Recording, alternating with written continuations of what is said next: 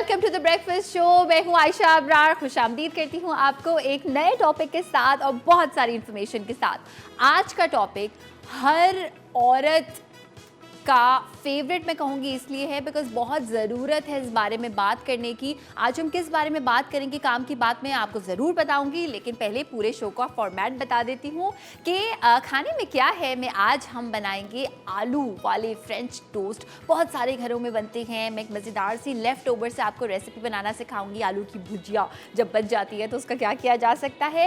And इसके साथ साथ आज क्या सीखे में क्विलिंग आर्ट हम सीखेंगे। कुछ पेपर है, कुछ फोल्डिंग है, कुछ कलर्स हैं, उससे कुछ खूबसूरत सा बनाएंगे। इंफरटेनमेंट पे भी क्या हो रहा है मैं आपको बिल्कुल बताऊंगी। लेकिन काम की बात में आज बेइंतहा काम की बात हो रही है।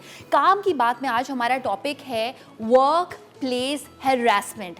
यानी कि जब आप कहीं काम करने, कहीं नौकरी करने निकलते हैं, उसमें कोई भी ऐसी बात, कोई भी ऐसा काम जो दूसरा इंसान आपके साथ करे और वो अप्रोप्रिएट ना हो, वो सही ना हो, वो एथिकली गलत हो, वो मॉरली गलत हो, इस बेसिस पे कि आप या तो औरत हैं या आपका शायद मज़हब मुख्तलिफ है, आपकी रेस मुख्तलिफ है, आपकी एथनिसिटी मुख्तलिफ है, उसको टारगेट करके अगर आपसे कोई ऐसी बात की जा रही है, वो कोई भी कर सकता है, मर्द कर सकता है, औरत कर सकती है, जो कि सही नहीं है, उसको हम कहते हैं वर्क प्लेस हैरेसमेंट।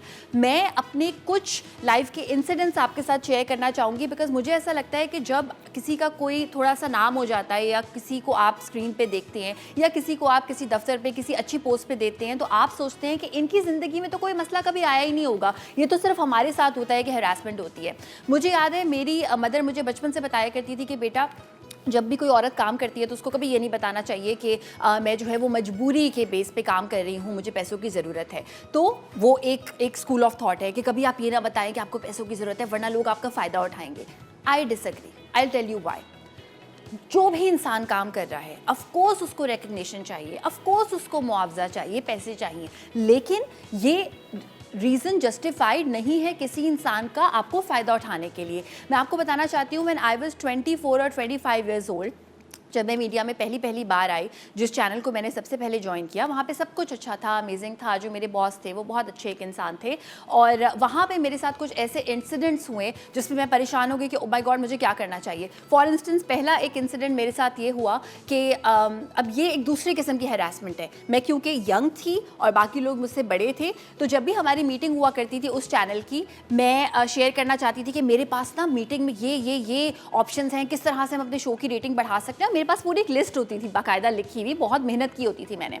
वहाँ पे कोई एक हजरत थे, वो आते थे और कहते थे कि नहीं आप ये शेयर नहीं करें, छोड़िए, और वो मुझसे मेरी लिस्ट लेकर अपने नाम से वो शेयर कर देते थे कि ये मेरे आइडियाज़ हैं। पहला वो इंसिडेंट था, पहली बार हुआ, मुझे समझ नहीं आया क्या करूं।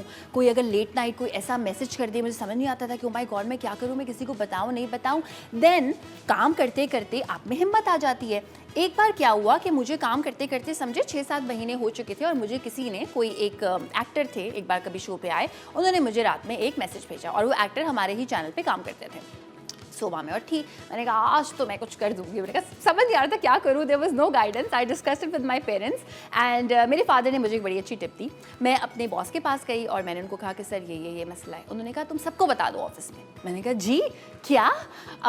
क्योंकि HR का कोई ख़ास ऐसा डिपार्टमेंट नहीं था। मैंने कहा आप कह रहे हैं मैं सबको बता दूँ? उन्होंने कहा हाँ आप सबको बता दें। मैं सबको उनका नाम लेके बता दिया कि इन हजरत ने मुझे रात के 3 बजे ये मैसेज किया है।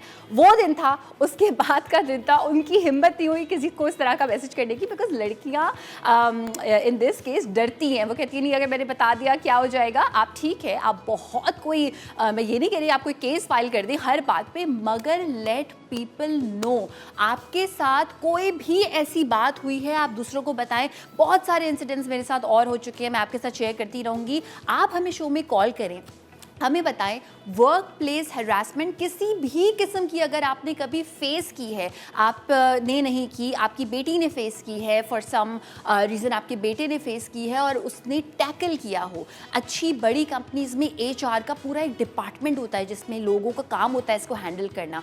हर कंपनी में नहीं होता। क्या आपने कभी किसी को बताया, क्या आपने उस इंसान से कॉन्वर्जेशन करने की जो है वो नौबत आई कि ये चीज़ जो आप बोलते हैं या ये जो आपने किया है, ये जो आपका जेस्चर है, ये मुझे बिल्कुल पसंद नहीं आया और मुझे बहुत अनकंफर्टेबल करता है। ऐसा कोई भी इंसिडेंट अगर आपके साथ हुआ है, प्लीज़ शो में कॉल करके हमारे साथ ज़रूर शेयर कीजिएगा। I am telling you very wholeheartedly, यही टाइम है। अगर हम इस बारे में बात करना शुरू करेंगे, आपको कोई तंग करता है, चाहे वो कोई एक मैसेज हो, टेक्स्ट हो, कोई अजीब सी कॉल हो, कोई गुड मॉर्निंग का मैसेज हो, कोई बिला वजह का गुड नाइट का मैसेज हो, कोई आपको बिला वजह टच करने की कोशिश करे, आपने सबको बताना है। हम इंफरटेनमेंट की जानिब जाएंगे, लेकिन एक और चीज़ मुझे बतानी थी कि मैं मीडिया में 3 साल हो गए थे मुझे, और मैंने कोई चैनल ज्वाइन किया और उस वक्त तक मुझे सुशी खानी नहीं आती थी, सो मुझे चॉपस्टिक्स भी पकड़नी नहीं आती थी। And there was this director जिसने मुझे चॉपस्टिक्स जो है ना वो किस तरह से इस्तेमाल करते हैं उसके बहाने ऑफ कोर्स ही try to touch me.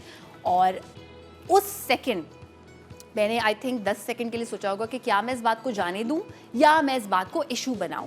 Of course मैंने उस बात को इशू बनाया, और उसका कहते हैं ना there is a price to pay for everything. So वो जो प्राइस थी वो ये थी कि मेरा एक रिकॉर्डेड शो था, वो बहुत काट काट के चलाते थे, तो प्राइस मुझे पे करनी पड़ी। लेकिन उसके बाद से उन्होंने, मैंने जो सुना है कि किसी और के साथ ऐसा नहीं किया। सो वेल जनाब, आपने क्या इनिशिएटिव लिया है, ले रहे हैं, या क्या प्रॉब्लम फेस कर रहे हैं, ज़रूर बताइएगा। इंफरटेनमेंट की जानिब चलती हैं कि there is a good news. Good news ये है, इस्तांबुल की एक फूड स्ट्रीट है जो आपने वीडियोस में तो ज़रूर देखी होगी, अगर खुद नहीं देखी। ऐसी ही फूड स्ट्रीट बनने वाली है कराची में। जो ज़ू है कराची में, which is there for since 1878, इतने सालों से, 140 साल से ज़्यादा से ये ज़ू है। उसमें थोड़ी सी रिकन्स्ट्रक्शन हो रही है।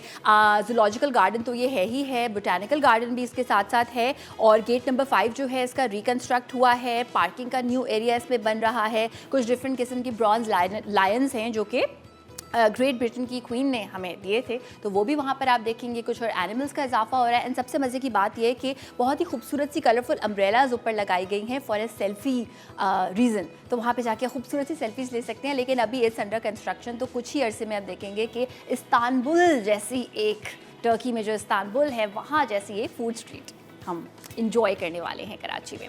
अच्छा जी, दूसरी न्यूज़ हमारी ये है कि जैसे कि मैं आपको बता रही हूँ कि 10 दिसंबर को मसाला कुकिंग क्लास हो रही है। सैटरडे का दिन है, लेजेंड होटल इस्लामाबाद में। अगर आपने अब तक रजिस्ट्रेशन नहीं करवाई और आप करवाना चाहते हैं तो करवा सकते हैं। इसमें आपके फेवरेट शेफ्स होंगे शीरीन अनवर, रिता आफ्ताब, ज़ारनक सिद्वा, और भी लेजेंड होटल के जितने शेफ्स हैं वो आपको देंगे ये मसाला कुकिंग क्लास। और रजिस्ट्रेशन के लिए मैं नंबर जल्दी से बता देती हूँ, 0342 540 1037।